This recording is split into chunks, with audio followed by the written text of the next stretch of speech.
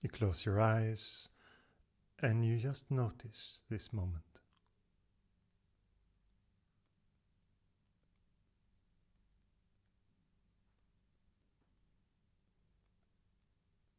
Bodily sensations, thoughts, emotional content, whatever there is. Notice.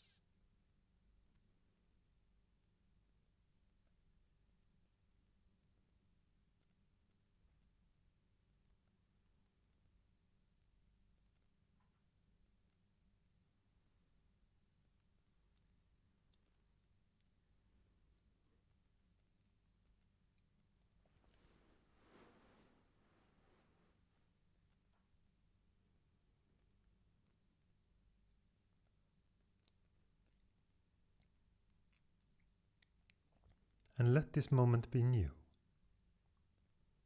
completely fresh.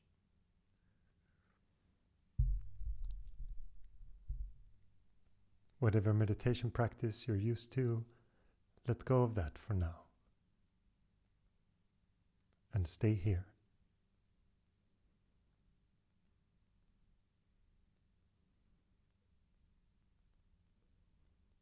There's no need to push anything away or to try to enhance any state of mind.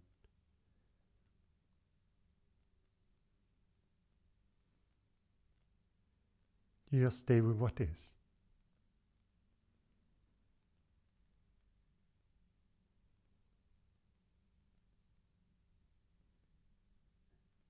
You don't have to go with any thought. Just be aware that there is thinking. Let thoughts happen. Let them come as they will come. Let them go. Just see the movement of them.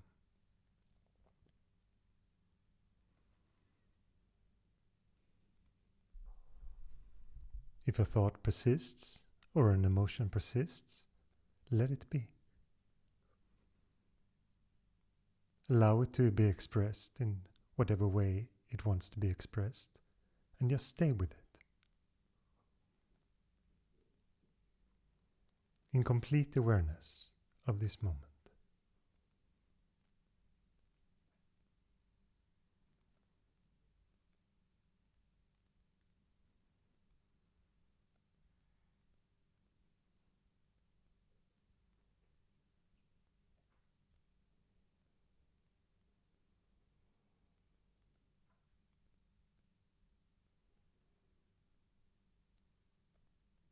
And in this moment, you don't differentiate between outer and inner.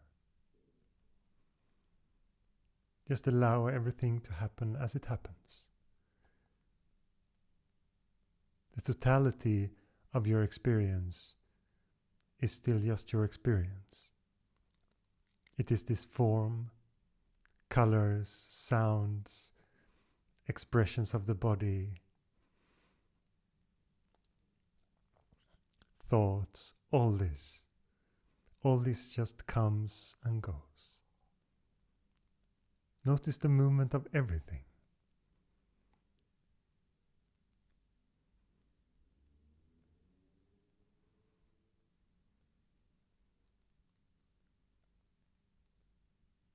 There is just one thing in you that does not come and go, and that is beingness itself.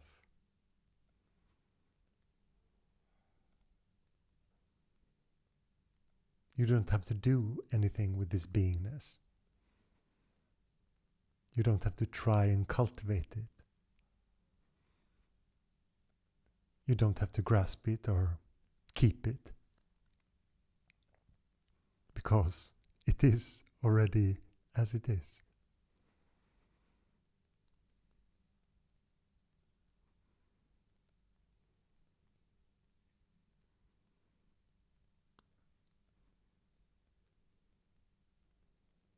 Even though you might suffer in this moment, your experience is not broken.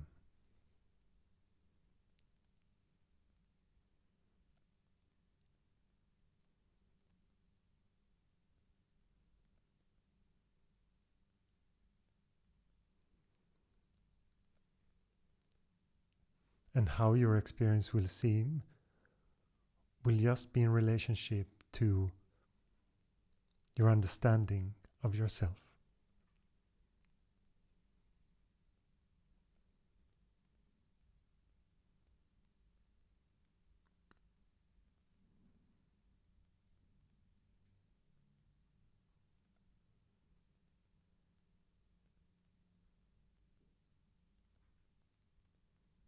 But there is no complexity to this,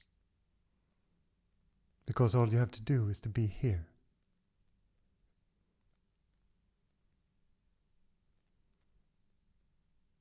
Not to go with any thought. You don't have to create anything.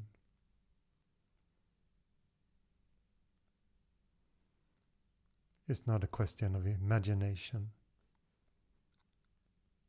or wits. You don't have to be smart about it. Just look at the present moment as it is.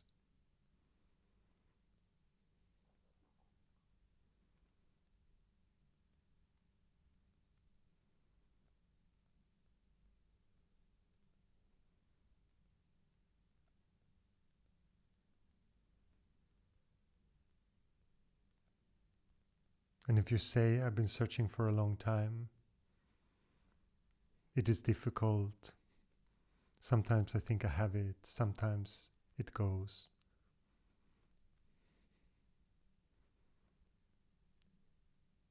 That just means that you identify as someone who is searching.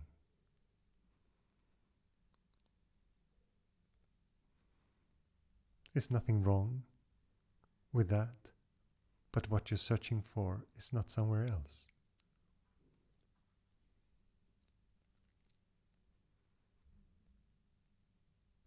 You are not lacking what you're searching for. The idea of yourself is just standing in the way of it.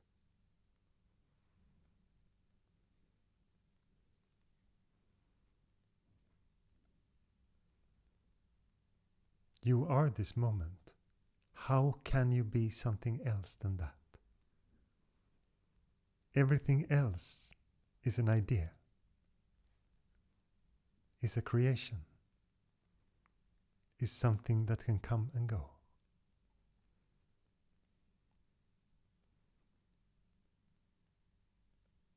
Just investigate what this moment is with just staying here.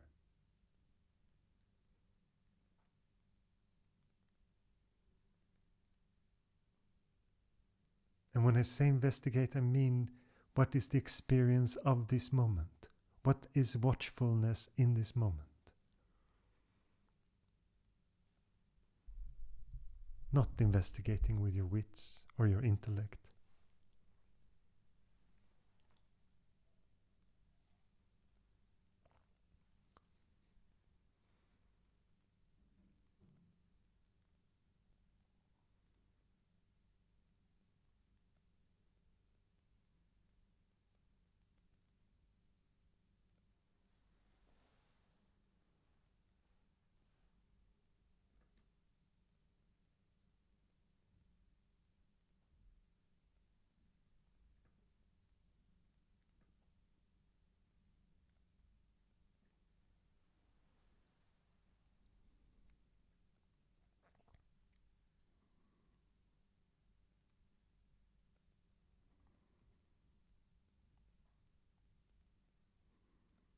We contort ourselves. We try, search. We try different methods, different ways. So much trying.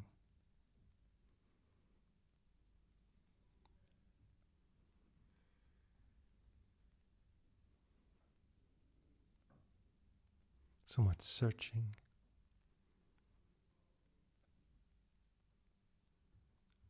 Going around the world, looking for ourselves.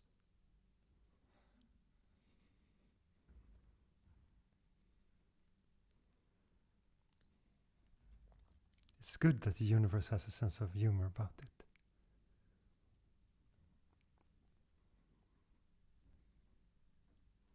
that you're in your ambition get to feel stupid sometimes.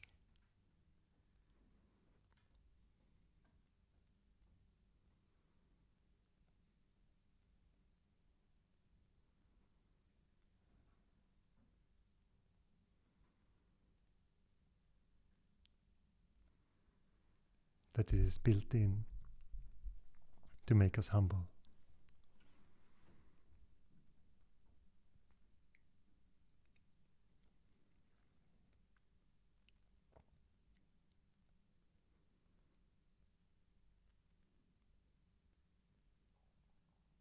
And there are a few things that quickly deceive us, that are deceptive. We want to be liked and loved. We want others to appreciate us, to tell us that we are on the right path, that we're doing the right thing.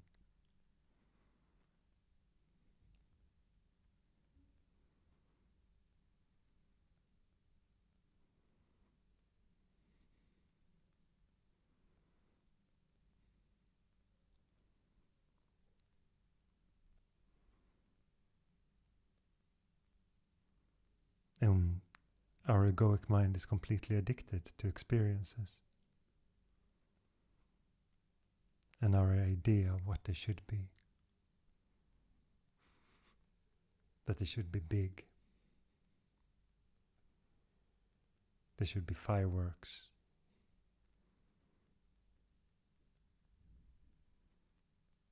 If you're part of something big outwardly, you're really someone.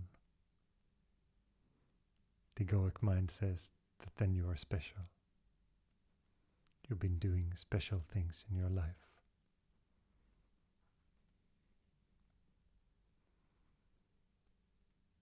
But meditation is beautiful in that way. Meditation in a way celebrates the mundane, the ordinary.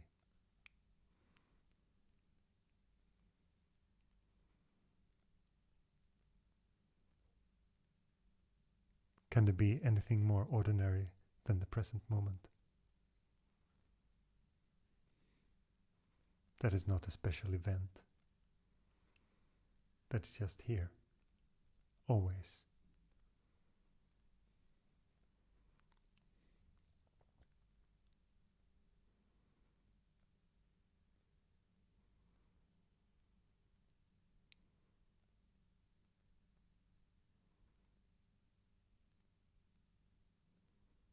There is no fireworks.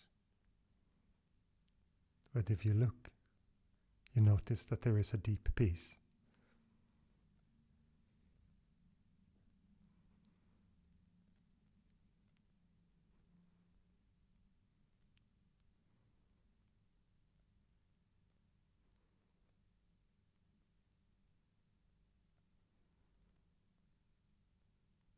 A peace and a deep stillness.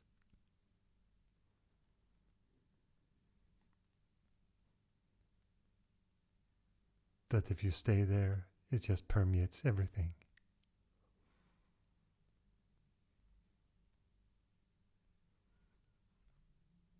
It shows you that there is nowhere to go. There is nothing to improve. Nothing was ever lost.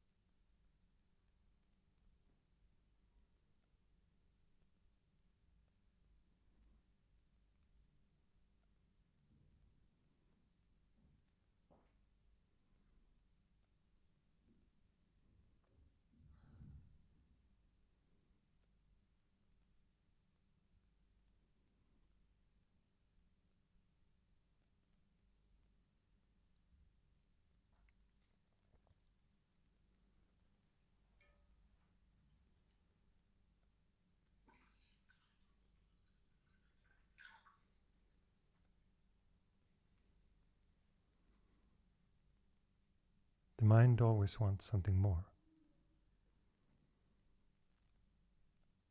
It wants to look for the next thing. If you have a tendency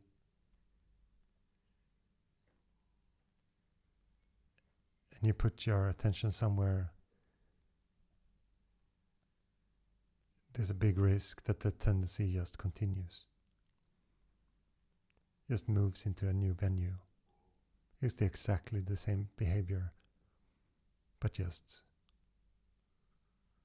with new stuff or new context.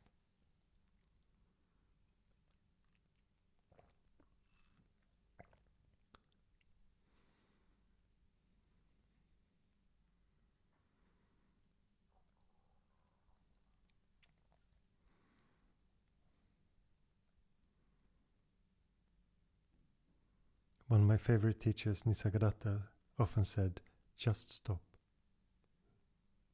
I think this is great advice.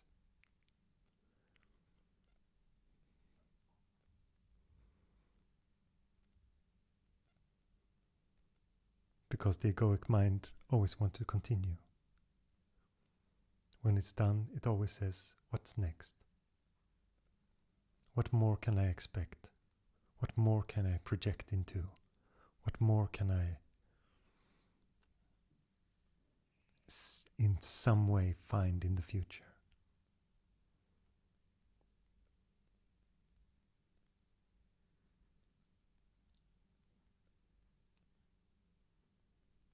But that is all imaginary. There's nothing wrong with making plans, but you have to understand that they are just plans. If you start to plan in January for your vacation in the summer, and all you long for all spring is that vacation, that is not living.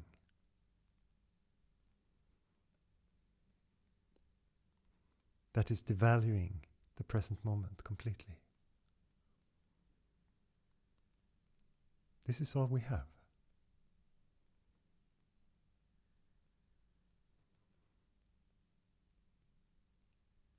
All the other things are ideas.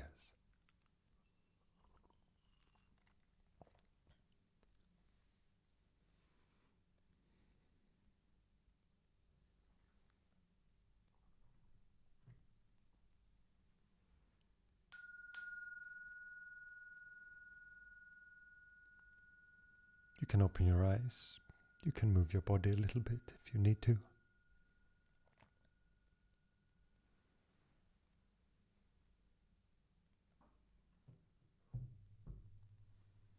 And notice that there is no difference. The bell makes no difference. Nothing started or ended. Nothing came to a conclusion. There's no beginning of something new. It's just again the experience happening. This moment happening.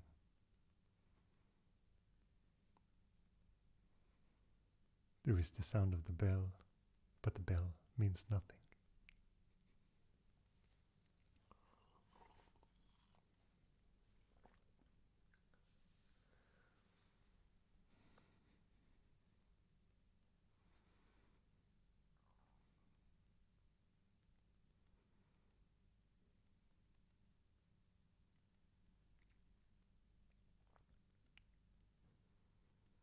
And notice in your practice, with the things that you do, that you compartmentalize.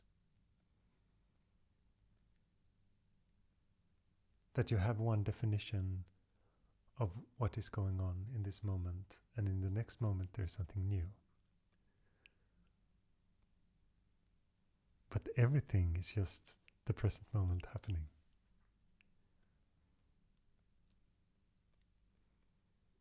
You can have a strong sense of awareness in one moment, and in the next be completely taken by thoughts because you think that it's something else.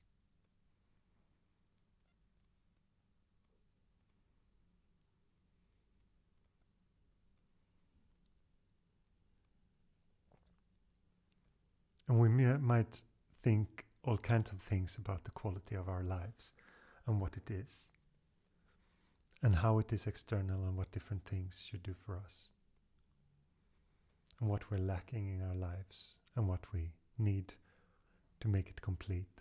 All these ideas. But I want you to really contemplate on the things that you project outside of yourself, if it brings you happiness, if it brings you deep contentment, if it will take you out of dukkha, out of suffering, out of dissatisfaction. Check. Look.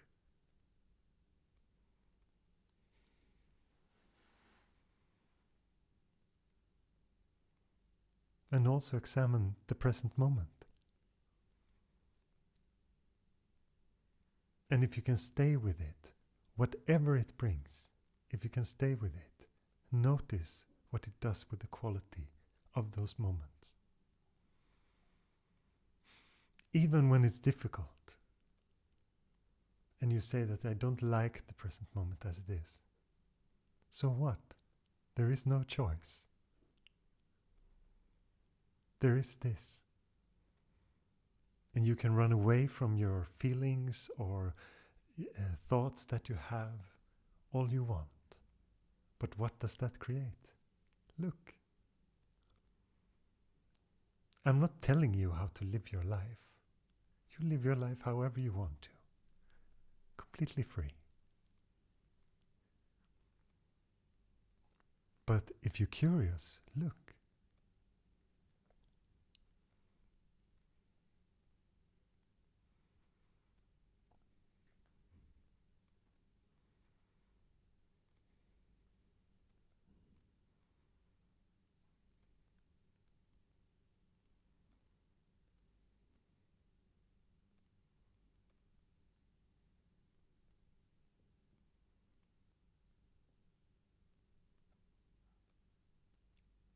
We don't need more ambition and division in this world.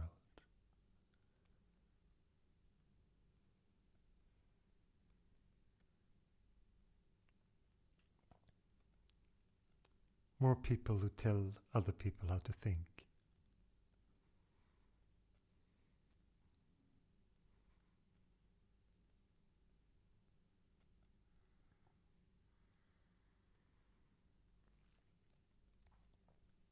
The greatest gift you can give is to know yourself. Because that gives the opportunity to others to know themselves.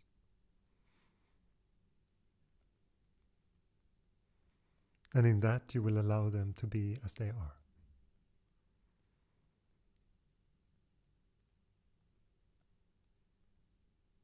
We think that we're going somewhere and being taught something and that's going to elevate our life in some way. But the greatest gift is to be as you are. Because that allows all others to be as they are.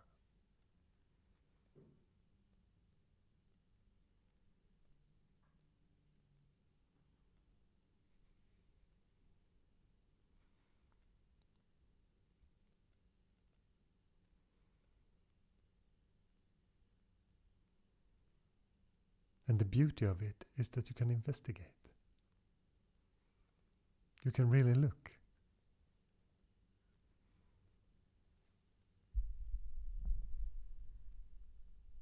See if the speaker just has fairy tales to tell you.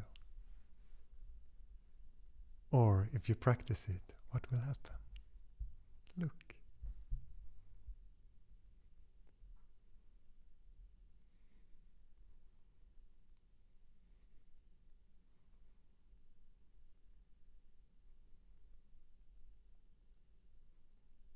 You are the source.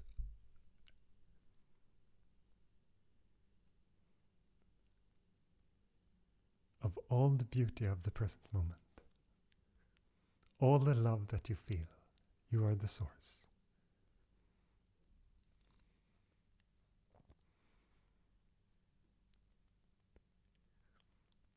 And it all comes from the deep acceptance of the now.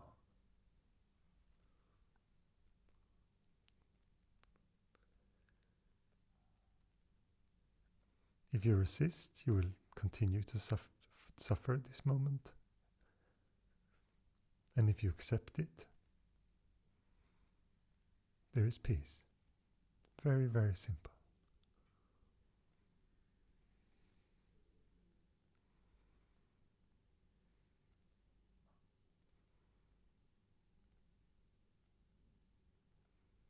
But we have agenda, we have ideas, we have a plan.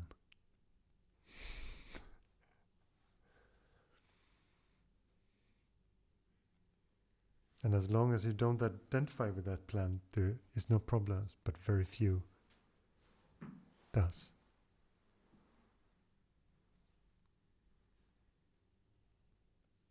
Most people identify with it.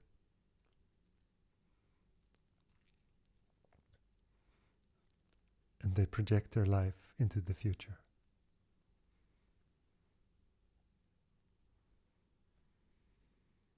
They cling on to words like hope.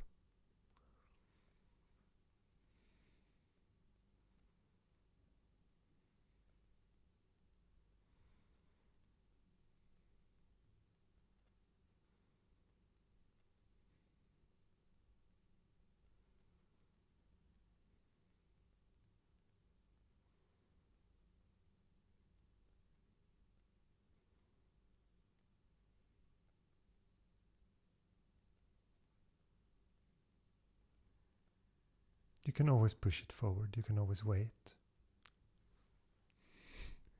You can always do it a little bit later. It's a bit much, this now business. I do it tomorrow.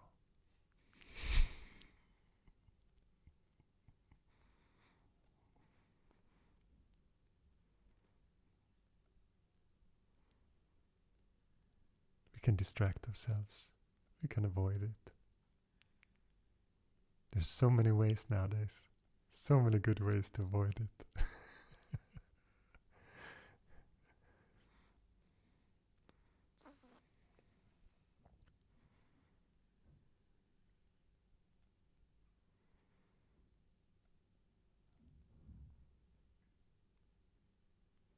And the mind will say, but what do you get out of it?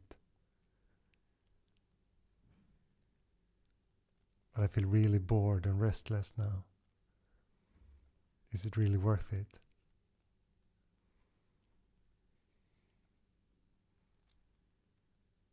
What am I putting my time into?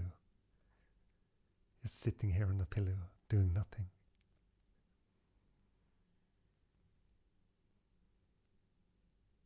Or the mind will say, but I feel almost like I suffer less if I distract myself. This is worse.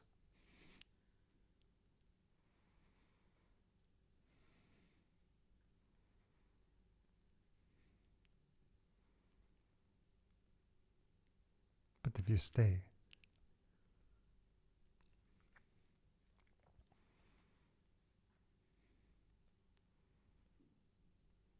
the universe conspires with you.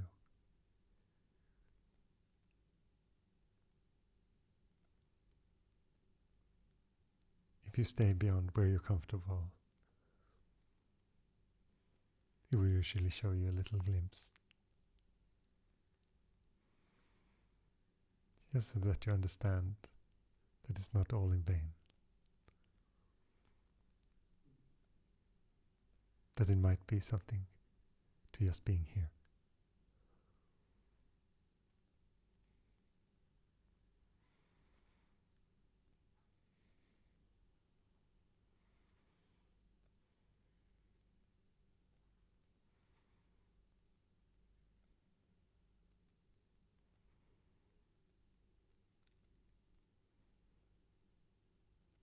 And I know that being in the present moment can feel scary, challenging, and it should be.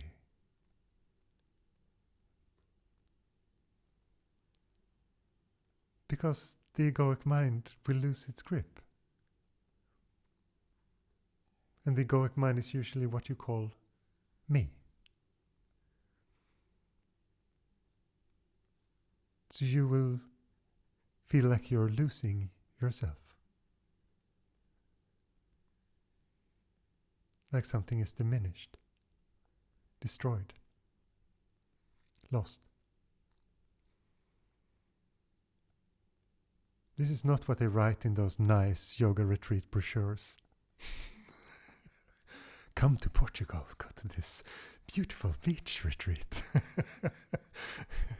You're going to feel lost, destroyed, and a bit confused.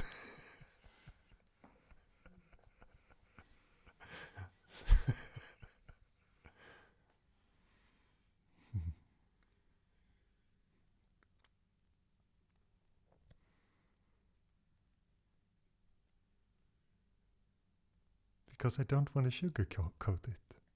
I don't want to make it into something that it is not. And I want you to honestly feel that if you want to examine meditation and go into the depths of it, that you understand what it is. And that all these feelings, there's not something wrong with you if you feel super scared in your meditation. You feel like death is coming closer. All those things should be there.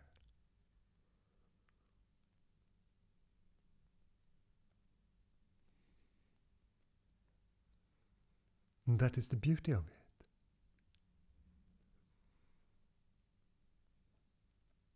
The fire that burns everything that you are not.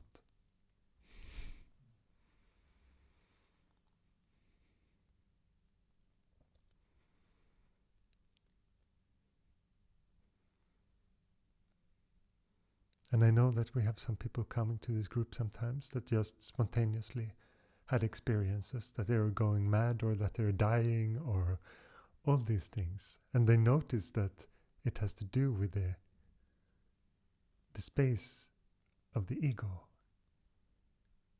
had diminished.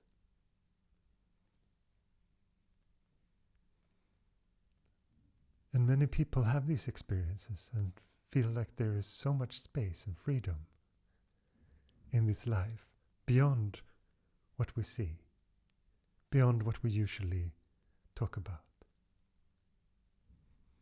And we have this wonderful capacity as human beings to put words on these things. It's a beautiful thing that we can talk about this. We can talk about what we are. What a blessing.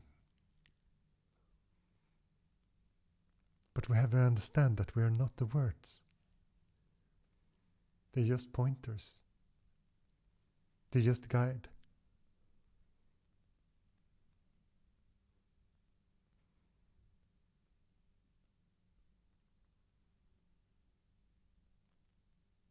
And the beauty of meditation is that it's not a belief.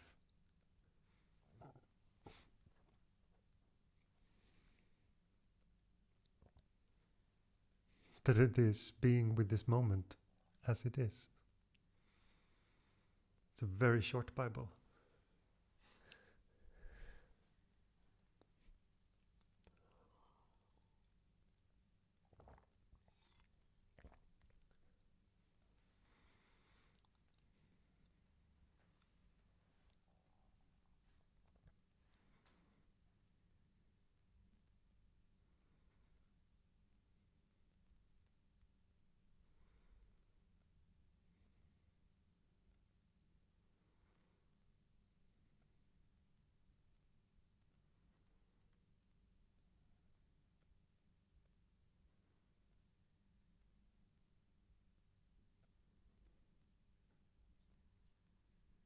And I'm not here to teach you anything.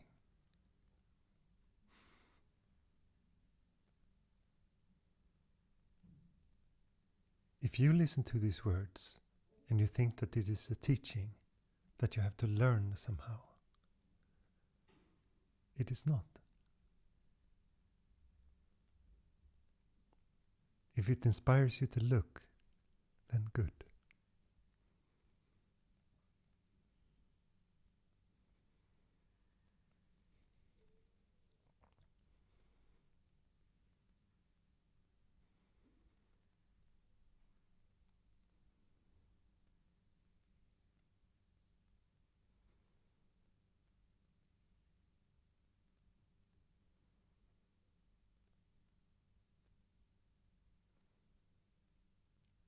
And if you ever have any questions, you're so welcome.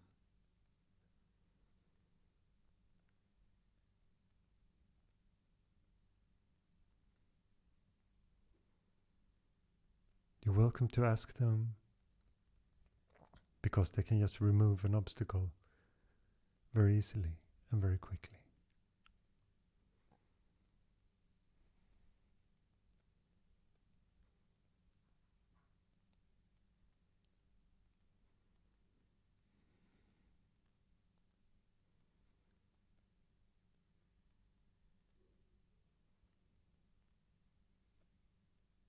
But the first question you should ask is, who is the one wanting to ask a question?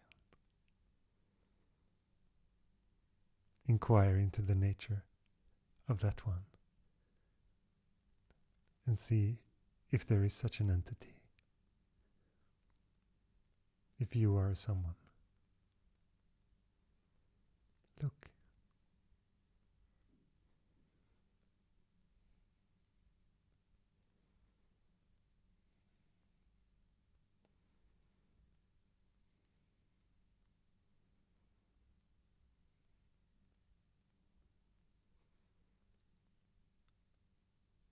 What is it that we find if we look for the sense of I?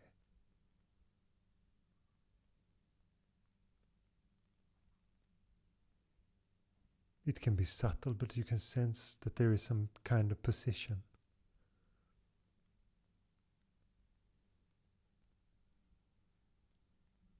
That with the sense of I is not just a pure I, but there is also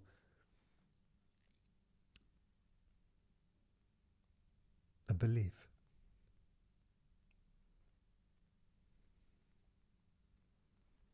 The idea of duality is in that belief.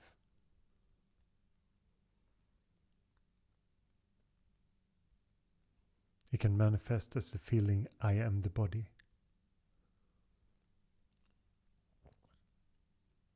Or in any way that you are observing the world.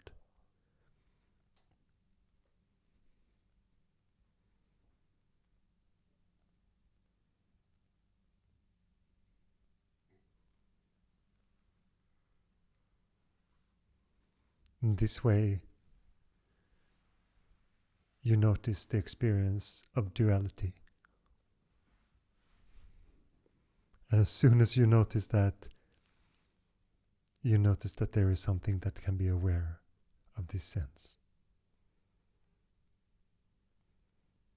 You also notice that the belief is not stable.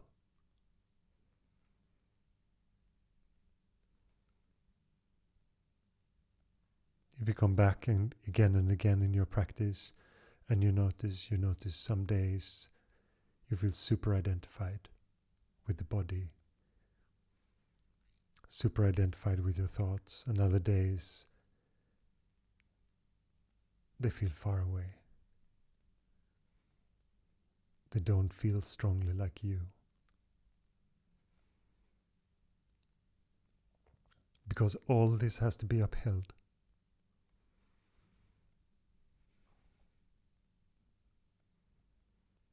But we're so used to it.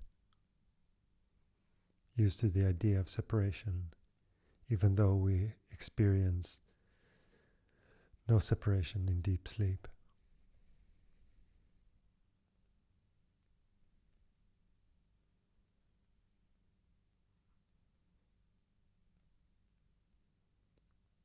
And when you wake up sometimes, it feels like your world comes back. The identified world comes back. Have you noticed this? You wake up in the morning and you feel a bit confused at first. And after a few seconds, you realize that it's today that you have that horrible presentation that you have to do. And the anxiety comes back. But before that, you were just in this free, a little bit confused state where your identity did not click in yet. If you start to observe you will notice these kind of things.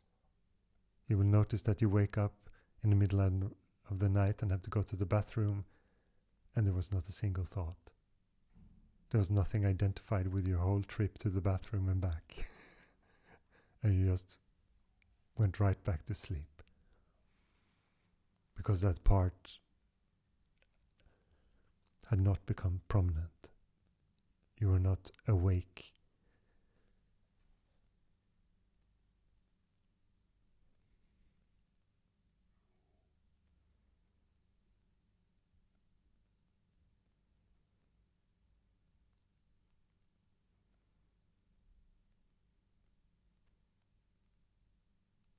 The present moment reveals itself all the time. But most of us just remember thoughts. So we think that thoughts is our life. But thoughts happen in beingness. They're just another phenomena coming and going.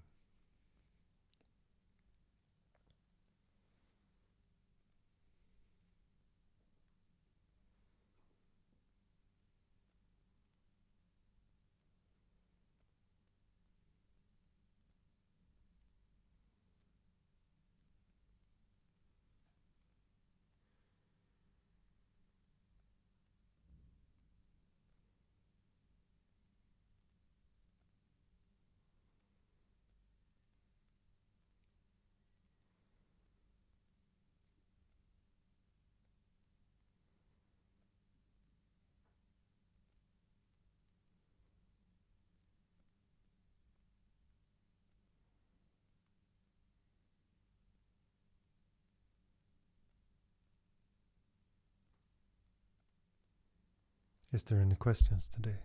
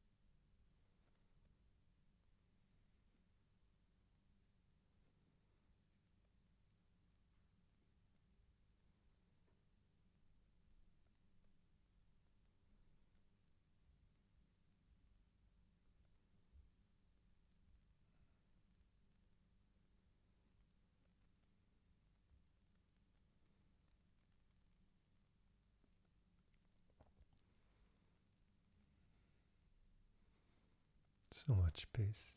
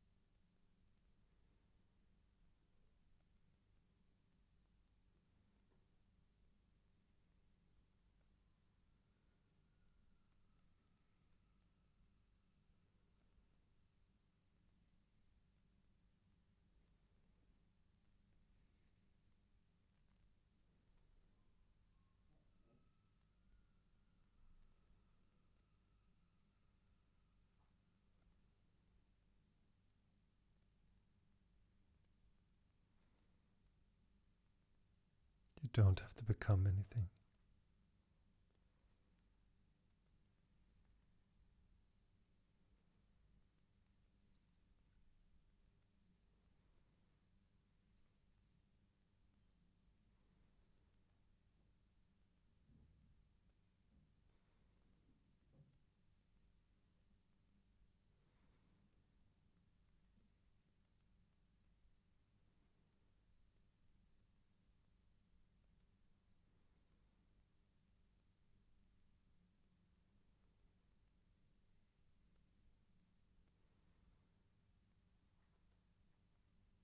Meditation is extremely logical.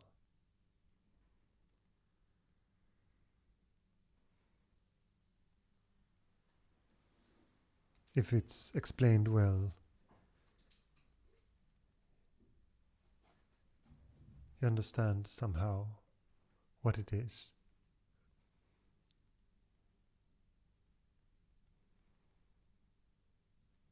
You start to understand that it has nothing to do with doing.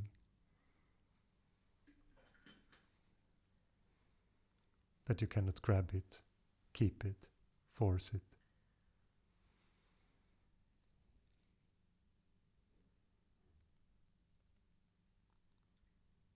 But when you investigate this moment, you understand that there is a difference to resisting and accepting.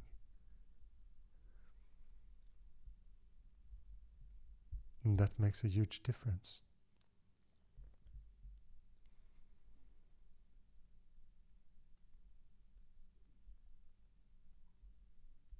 And you might have referred to teachings of Vedanta or non-dual teachings as teachings.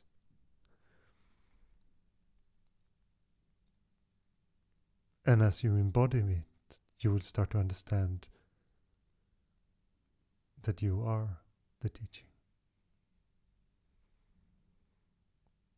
It's not a thing that you learn and memorize or make a nice philosophy about. You start to become it.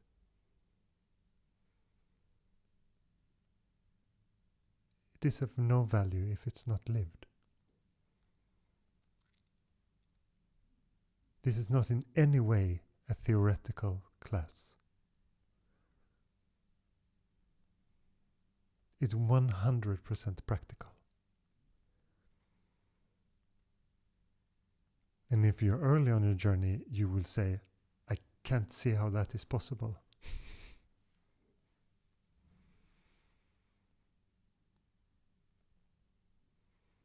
But as you look, you will start to see that there is no difference between this moment and you. And everything that really takes you out of this moment start to be of less interest to you. And everything that brings you into this moment will start to take interest in that.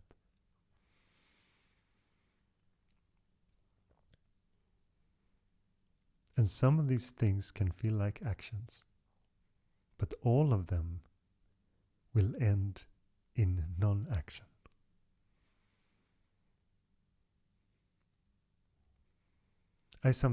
For example, I sometimes talk about faith. This is a very important aspect of meditation practice. If you listen to me, you must have heard of this. You cannot have missed it. But faith sounds like a doing. It sounds like rituals, bowing, and it sounds like religious stuff that you have to do somehow. Something that you have to uphold. But it's not that kind of faith. It's just the faith of something greater. Because the resistance of faith is what you have otherwise, where you say, I am the doer. I am the smith of my own fortune. I create everything. And in that, there is a lot of arrogance. And there is not so much gratitude for what is given. And everything is given. This is not some point of view. Look and see what one thing does. If you have the idea, I am the doer, what is that doing with your life? What does that create? And if you hold the position, I am beingness itself. The universe happens, everything is given. What is the difference between these? And is faith then a doing? It is not. It is the absence of the doer. Otherwise, you have again to go to the idea of being separate, being in duality, And from that, take on the world.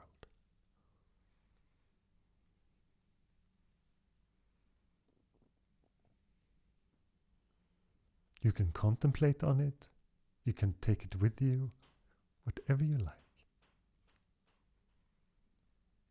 But look, investigate into these things. Really check. You can be however skeptical you want to be. Let's check if Marcus Atmananda is lying. Please do.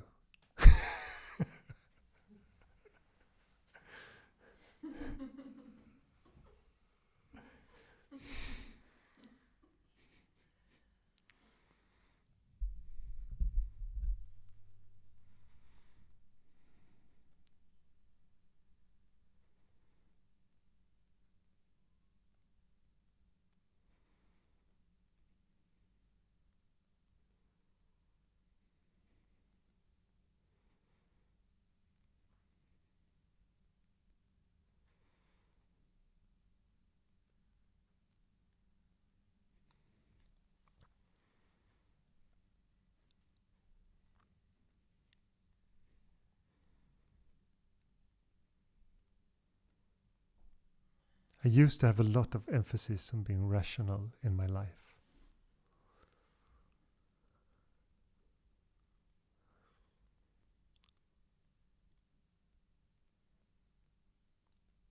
Thought I was really smart and intellectual, philosophical.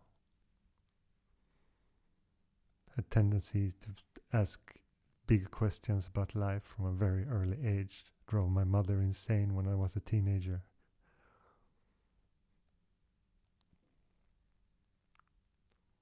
But all those things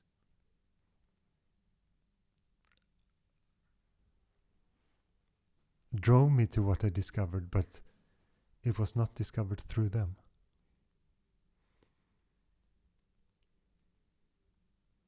The present moment was shown to me by example and by meeting people who were so much in the present moment that you just understand what it is from their presence. They don't have to have a teaching. Swami's greatest gift is not that he was very well spoken.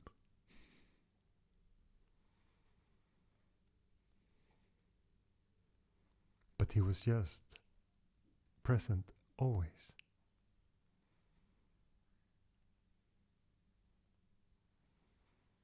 And it just rubbed off.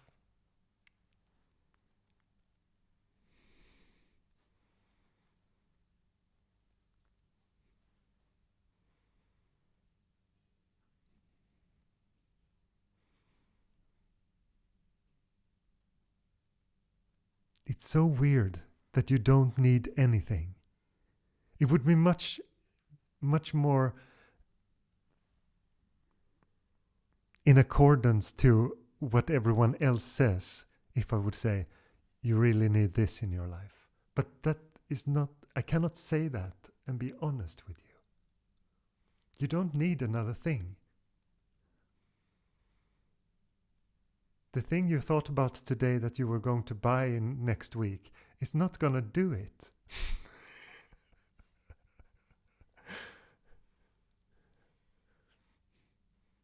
Or the idea that, oh, maybe I need new friends.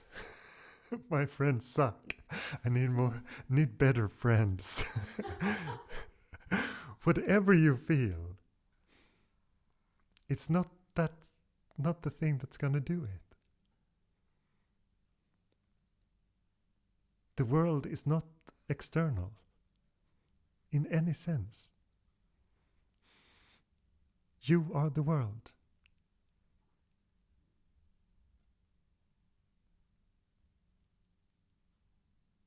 If you were not the world, why can you on one day when you think that life sucks really feel like everything sucks, and on a good day everything is great, even the things that suck? How can that be if you are not the world?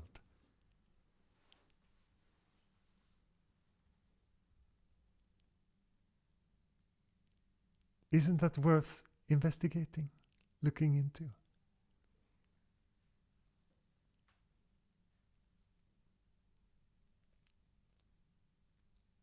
And what makes that fluctuation? What makes that fluctuation between a good day and a bad day? Good day, bad day, good day, bad day. And why does it feel like there's a flip of a coin that does it? There's no rhyme or reason to any of it. It's just, oh, suddenly bad day, okay.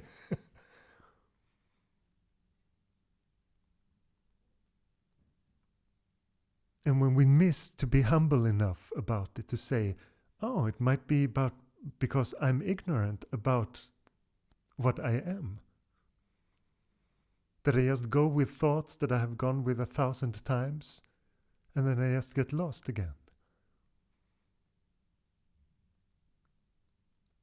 Then you will start to contemplate of bowing, of having faith, of trusting in something bigger, and when you don't know, you can say, show me. Now I feel completely lost. Universe, you have to show me now. It works so much better than I thought it would. I felt ridiculous the first time I tried those things. But the universe conspires with you. It seemed to somehow want you to be free. It seems to put the right things for you to know yourself just when you need them.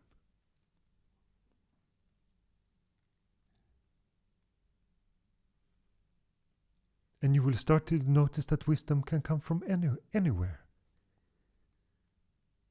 Even your enemies.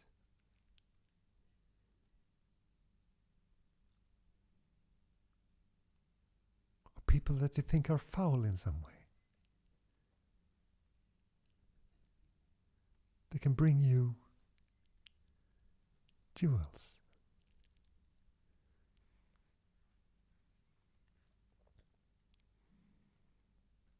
And the beauty of it is that it turns the world upside down in the most wonderful way. You will notice that fear is the way that you are stuck. Oh, fear again. Okay. This time for not having enough, not being loved enough, not fitting in, being too strange. And you will start to notice that the fears come to you and they show you how you're stuck. So when everything becomes upside down, your fears become your teacher instead of the thing that you just flee from.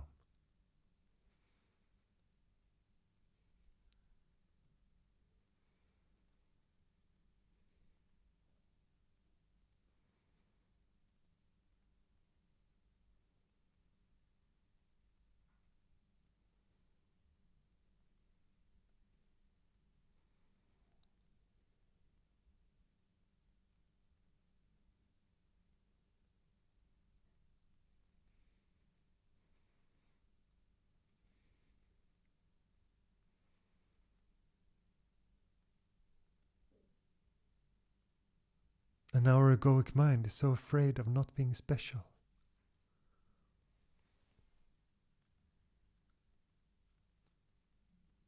We feel defeated if we don't have some special ability.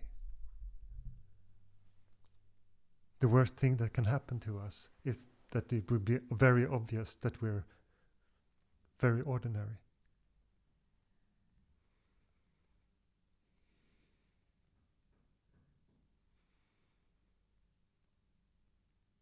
And the beauty of meditation is that it shows that everyone is the same. There's nothing special with anyone. Everyone is beingness.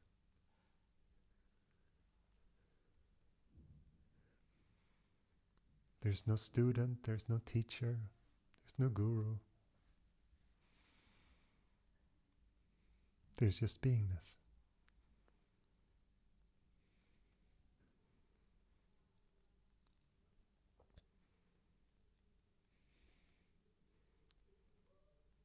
And when beingness being reflected, it's still beingness. You might say, yes, when I come here and sit with you, I feel deep peace. I feel stillness. Okay. But beingness and the stillness that you feel, it's not coming from me. It's you. You just think that this room is a space of peace. So then it is.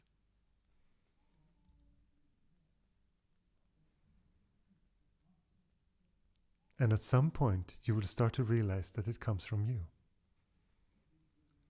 That you're not going somewhere and you're getting something. Because that lives in the duality of the mind. At some point, you will go and you will say, oh, it's me.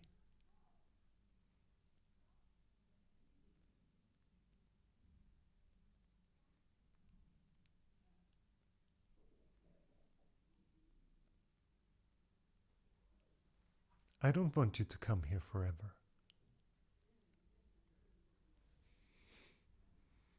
I want to hear about you from a distance where someone says, she's not coming anymore. Because she said, I don't have to.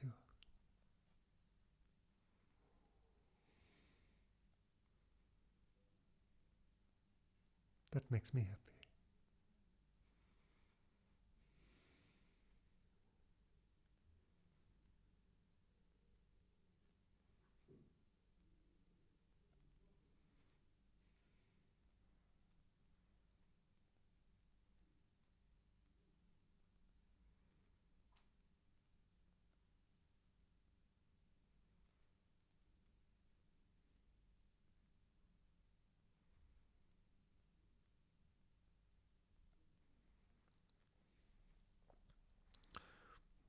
One of the first things I read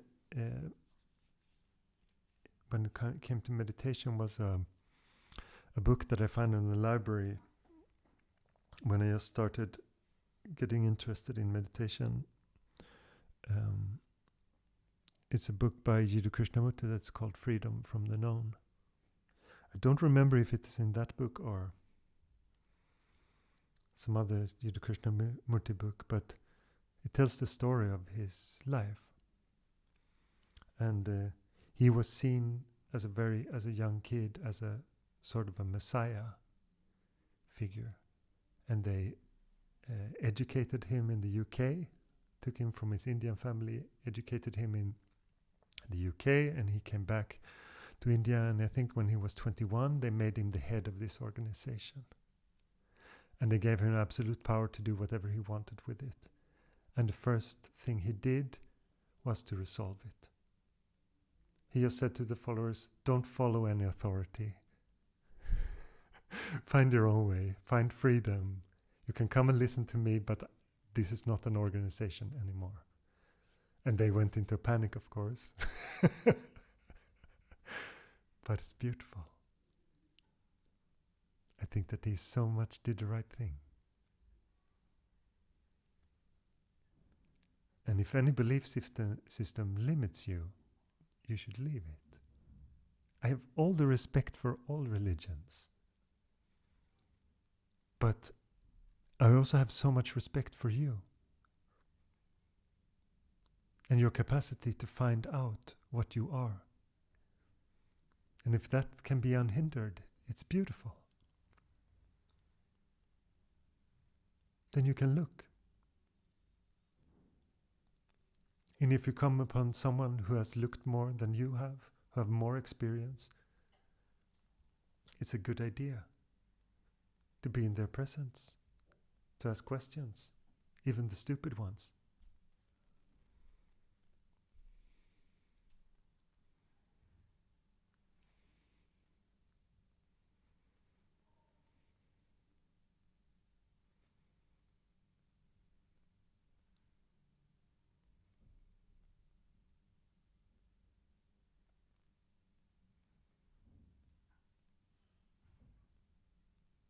This day I decided to be with my guru. He had asked me the question if I like rules.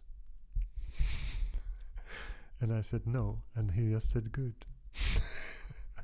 That's a whole conversation. I think I asked him about his orange robes and if he had taken any vows to wear those robes. And he just says, Atmananda, do you like rules? And I said, no. Good.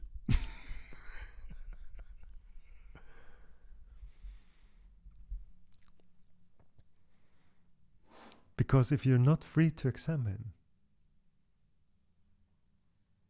then there is a limitation, and there is no need for that limitation. And you can say, is there nothing worth believing in? Yes, of course there is. The truth.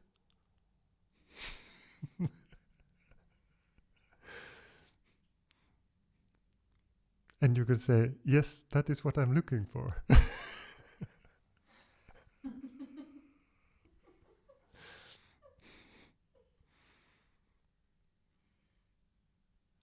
But even if you would hear the truth, if someone would talk to you about what this moment is, and you just believe it as a thought, it is still not the truth. It's just the perceived intellectual idea of the truth. And very much, especially I've encountered this in the West, and here, is that people think that they know something if you read it once and remember it. But to know yourself is not like that. It's not another external idea that you put on the idea of yourself. Now I'm the knower of myself. That idea has nothing to do with knowing yourself. Knowing yourself can only happen in this moment. And you can say, I had a moment where I really knew myself. But now I lost it. Now I'm back into this again. That is just still an idea of what that is. Even if you had the experience in the moment that the egoic mind drops, this is it. This is only now. There is nothing. But the memory of that is still an idea. The present moment is only the present moment. It's not anything intellectual. It's not a construct. I don't think I can emphasize this enough, because when I see people and I talk to them about these things, they're always in a mode of creation. Almost always. And they ask me, but what strategy should I use? Am I going about it in the right way? It's always from the constructed idea of I, the question. They're not just looking, because then they would be just quiet and looking. So I know.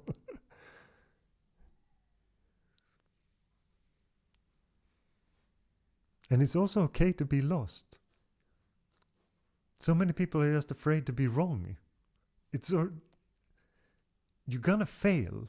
If you examine yourself through meditation and the practices, you're gonna fail.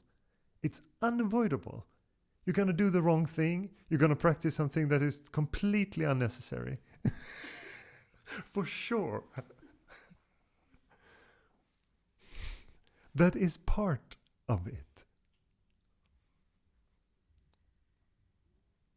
You're going to be afraid of some aspect of yourself. You're going to avoid that. You're going to have a really, really nice story why it's okay to avoid that. Until you come to the conclusion that, okay, this is not going away. It's still, I'm stuck on this. All these things. It's all right. And when I look back at all my efforts, I'm very happy that I'm such a poor meditator. That I failed so much. Because I have something to talk with you about. I notice some tendencies to go the long way around, to avoidance of all these things.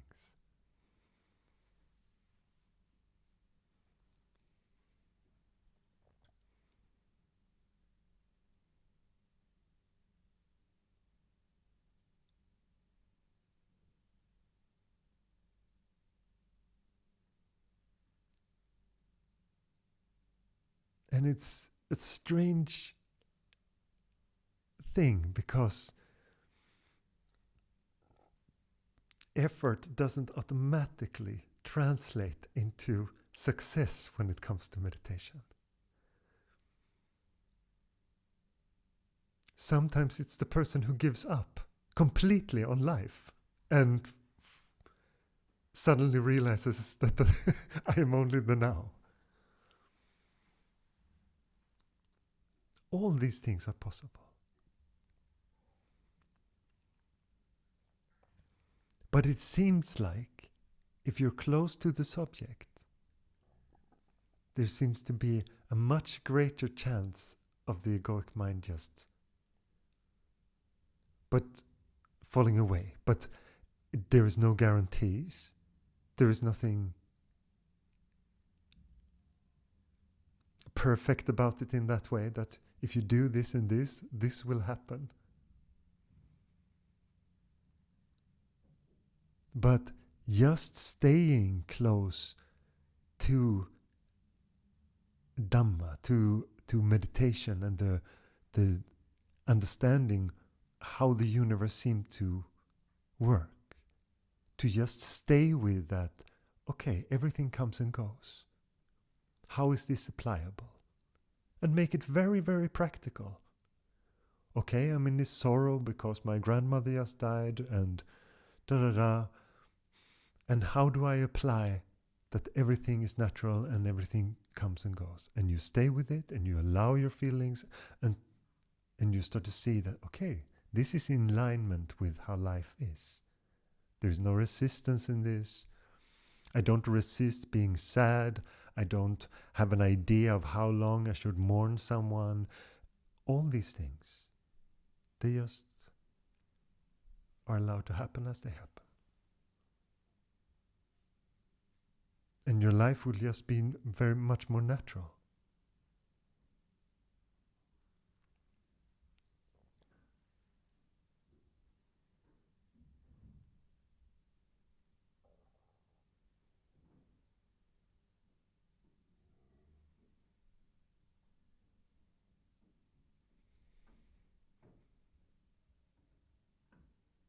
But it's a strange endeavor, meditation. It's much, much stranger than I thought when I started. I thought I want to know more about life and it would be nice to get rid of my anxiety. Hopefully I feel a little bit more peaceful. But I had no idea it would take me down a path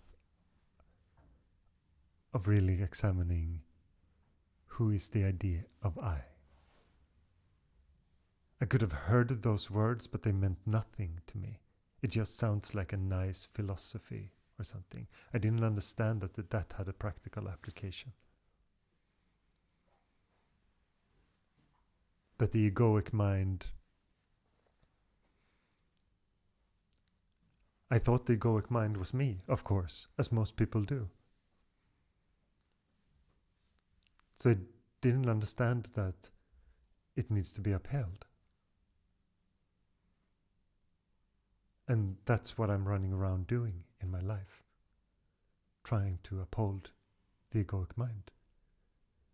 And when I see other people, that is their doing. Everyone is doing that. Try to feel okay. Try to feel confirmed.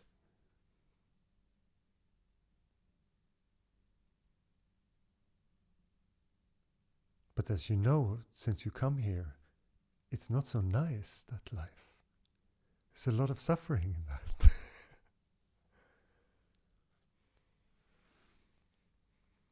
Seeking validation from the outside. Trying to live up to the ideals that your parents have put on you. All these things. Trying to fill all the cups of happiness. Job, relationship, housing, all of those. Try to make it as good and stable as possible. Try to protect it so it doesn't fall. All this.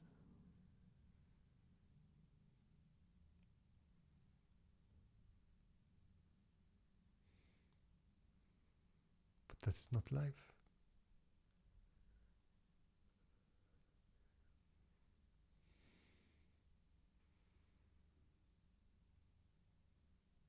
That just creates a worried person that runs around trying to fix things. Self-absorbed. Always think that, oh, today I took this silly sweater on. Everyone's gonna think that I'm silly. No one cares.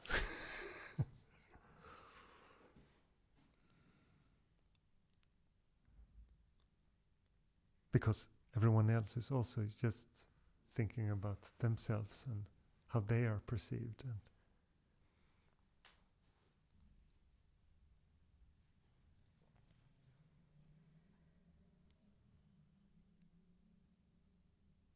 And we just have to investigate into all those things. What is it to really listen?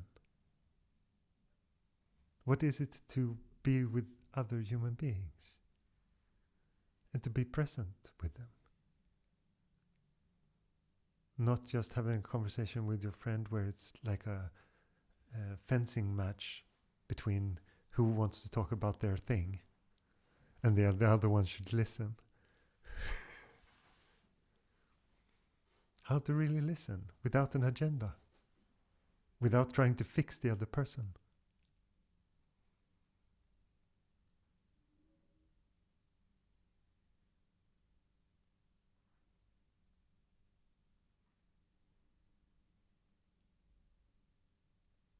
How to be a best friend.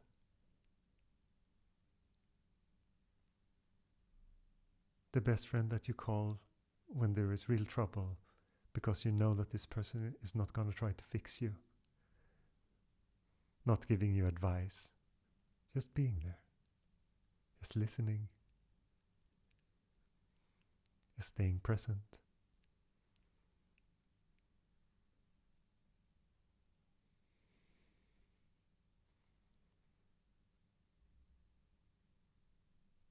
I got so touched because there was one woman who got to know that she had a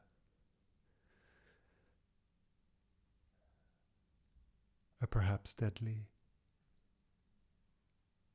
disease, and she was so afraid to tell her family.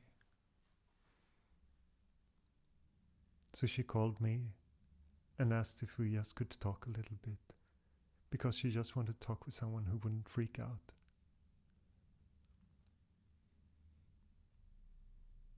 That's all you have to be. We think that we have to be something grand, that we have to be there for others in some kind of symbolic and big way. Fireworks again. But really being there for each other is just staying as you are and allowing the other person to also be as they are.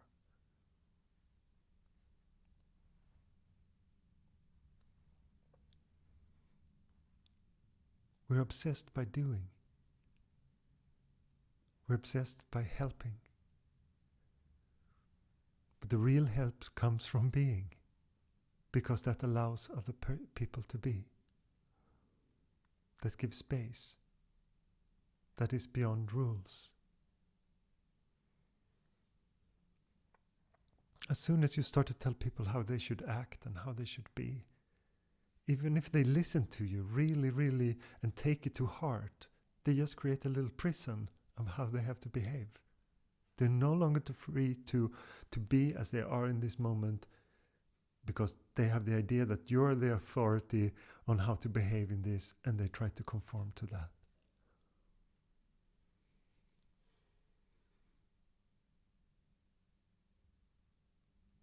Look into what freedom is. I don't want you to just believe me when you listen to me. Look into it. Look at it in your life. See what it is. What creates freedom? Be observant of your own behavior and see what it does. And when you come into this space of natural peace, which you will come into if you practice meditation,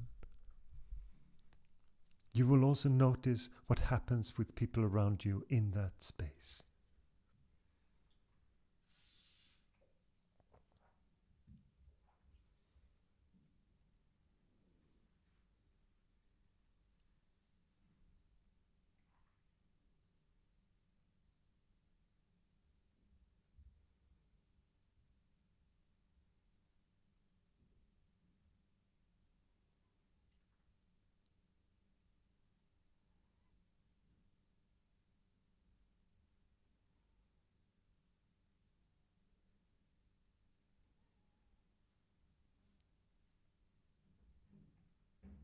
If you stop running around, if you stop trying to fix others like you try to fix yourself, and you start to be, then there is the possibility of that peace for people around you. They won't know it, but they will connect with that. It's much more subtle. And when I say that the meditation journey is strange in that way, is that if there is a small change in you, if you have peace and you don't force it anymore, it will be so easy for people around you to feel the same. They don't have to reflect on it. They don't have to do anything. They don't have to buy into your ideology or philosophy or anything. They will just say things like, I feel so peaceful when I'm with you. Or they will just say, thank you, when you feel like you did nothing.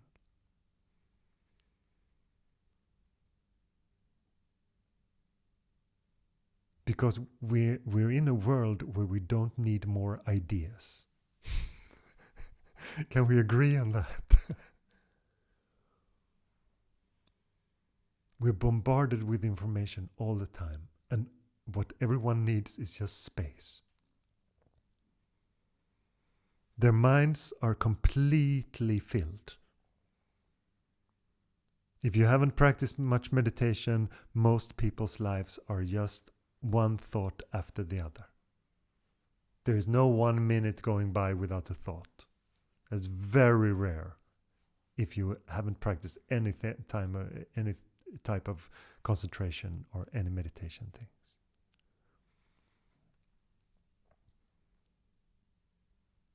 But people always sell more and more ideas to each other. And what we need is space. We need to drop the idea of so many ideas that we have of ourselves in time. I say it like that because there is only the present moment. So if you're talking about anything in time, that is a creation of the mind. That is an idea of something. The idea of what has happened to you or what is going to happen to you. Or even the idea sometimes of what is happening now. Because the egoic mind is like a trance in front of our eyes. So you will say, yes, this is what's happening in this moment. Because you're afraid of something, so you interpret that fear has something to do with all these things. But as you observe, you can notice all these things, because you will have a reference sometimes, because you will come into a space of peace. What we call meditation is just a natural space of just being. And suddenly you will notice that there is that space, and there is when I am identified. And suddenly your ideas and all the things that comes will be much, much clearer. There is the possibility to see them. There is also the possibility of the contrast.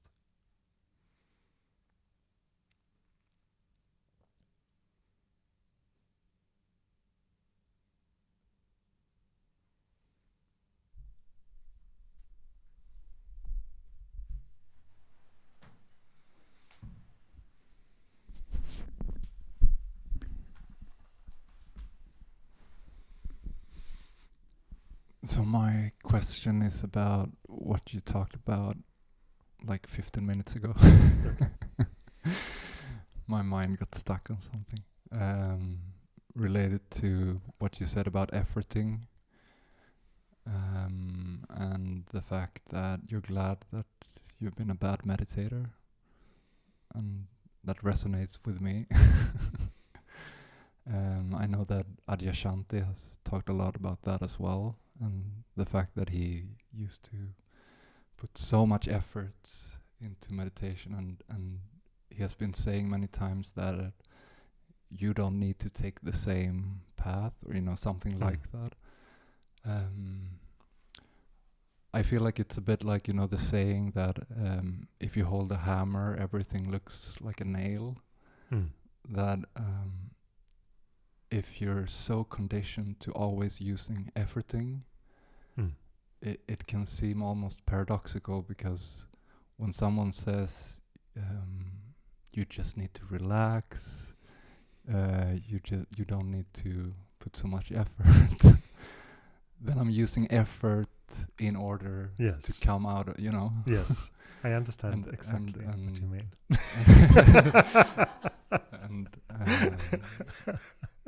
And that is a vicious cycle. Yes, you can be ambitious in being lazy. Yeah. If that is your disposition to be ambitious, you can do it in non-doing.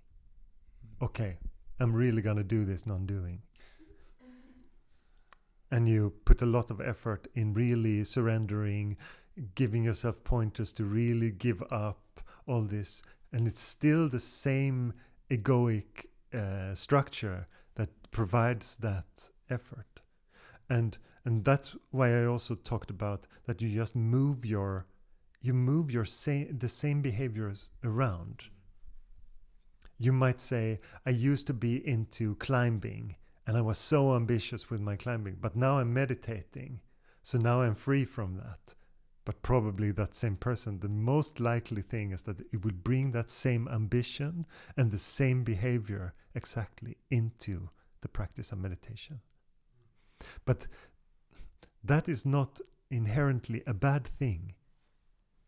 It's a good way to, because in meditation the purpose is to find out, to be humble enough to say, I don't know. And you're looking for that thing to happen. And you see, oh, this is the same behavior I had when I was climbing. But now it's here. That is the possibility of meditation, which is very beautiful, that you can be aware of these things. You start to notice those tendencies. And your whole intention with the practice is to be aware. But there is something that really has to relax in meditation, because you cannot force it.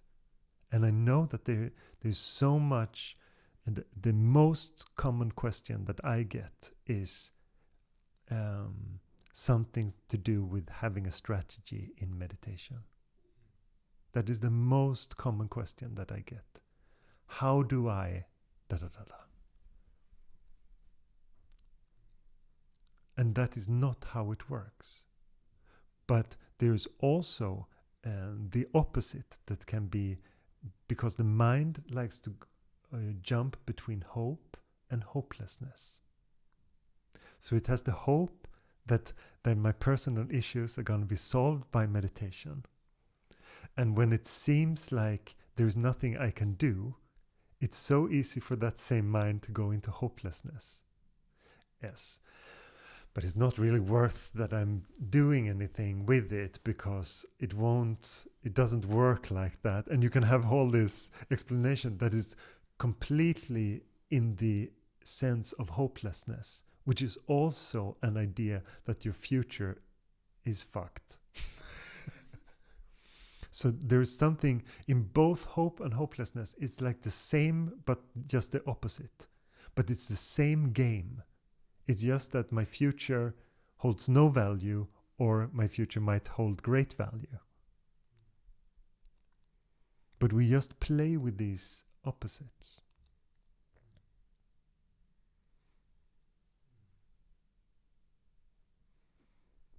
Did I answer your question? Yeah, I mean the picture I have in my mind is sort of the efforting is sort of the road that I know will take me nowhere on some level. But it's also the idea that the road, when I come to a cliff, by the end of that road, it's also the cliff that will show me really why this doesn't work. And so I guess I'm sort of asking also, is it... you can find out that there is a wall by banging your head into it. That's what you mean. Yeah, and isn't that the only way, if your predisposition is to have such... Thank you, Chelsea. I know that you have to go.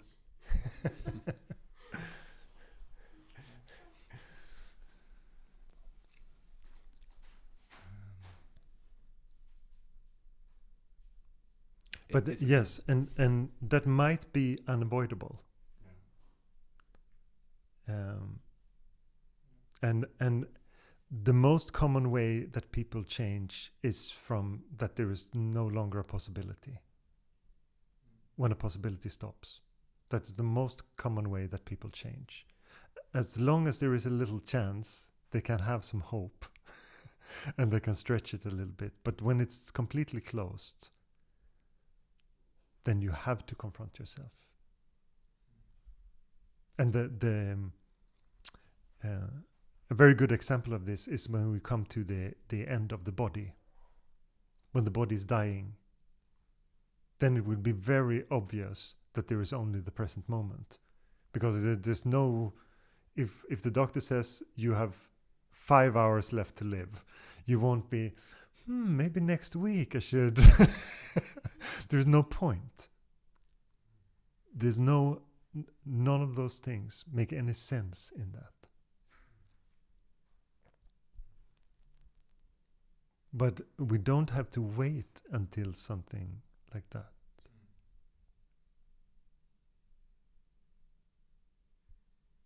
Because it is about the quality of our life. And the present moment is the whole quality of our life. You can see someone's life from the outside and say, that seems like an extremely boring life. But if that person is just with the present moment, if they do the most mundane things and live in the most ordinary, boring way you can think of, they can still be completely fulfilled and happy with that.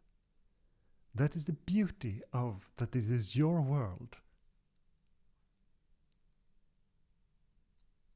And the present moment is so powerful.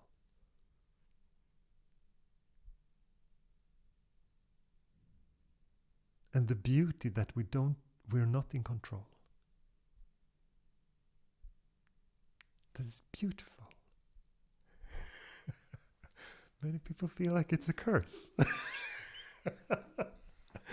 That you don't know what will happen.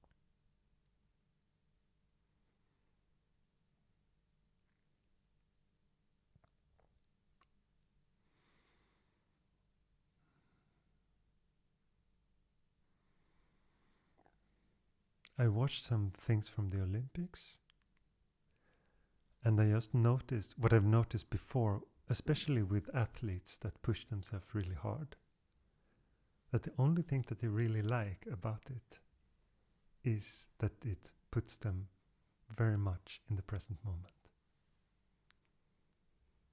That seems to be a common factor for like all sports and all high-level sports.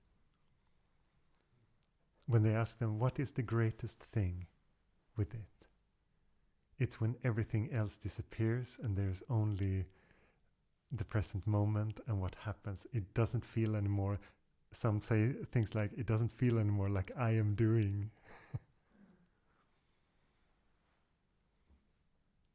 And there was I saw an interview with a skateboarder, and he said, I no longer felt like I was going into the ramps. I felt like they were coming up on me. And I thought that was so beautiful. Because it just means that there is no I identity in that. It just feels like he was the ramps. And he described it like that. He just talked about it like an experience, like a phenomenon, but he said it was the most magical thing I ever experienced.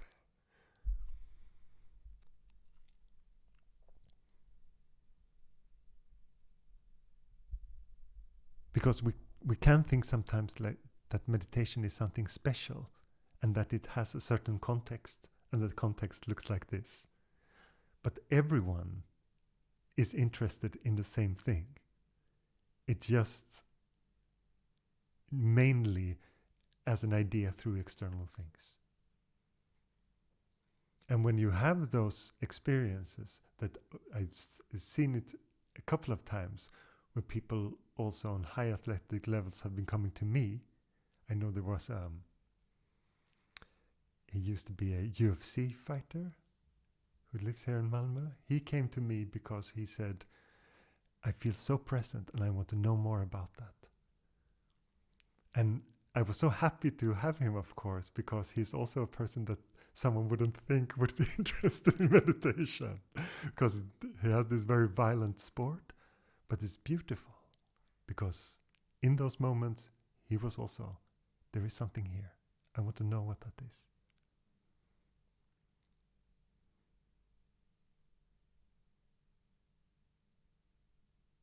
So sometimes I jokingly say, you can be interested in meditation, and you can also say, yeah, I was interested in meditation for a while and then I gave it up. But it doesn't matter. You will still be affected by the same laws of the universe. So it doesn't really matter if you say, I believe in meditation or I don't believe in meditation. It means nothing to me. Because it's just to investigate what it is. And if this kind of form suits you, you will come here. And if something else pokes your interest, you will go there. But the beauty of just talking about it like this is that it is very direct. And in this moment, there's the possibility to investigate what this is. You don't have to listen to me and then go home and look at what I said. You can look now.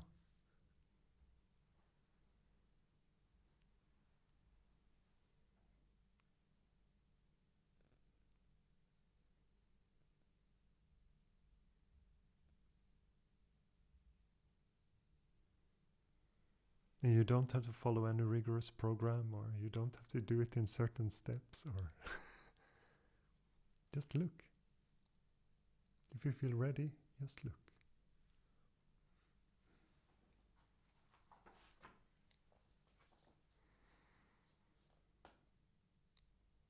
We should sing something.